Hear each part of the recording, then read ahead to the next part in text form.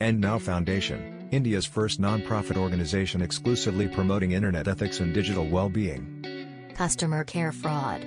How to identify fake customer care frauds.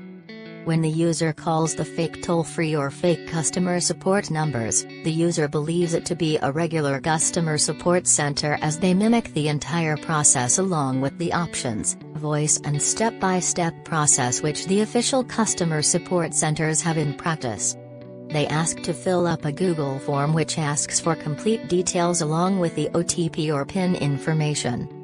They use screen sharing softwares through which they gain access of your details including the OTP or PIN information.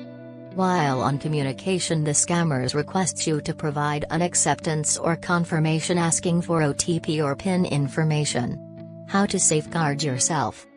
Do not simply call up the number which comes in the Google, Bing or Yahoo search. Do not provide your personal details to anyone over the phone. Because no banks or reputed companies will ask you to provide your personal details like card number, CVV and OTP or the UPI PIN numbers over the call. Only call the customer service number printed on a credit card, receipt or found on a company's official website.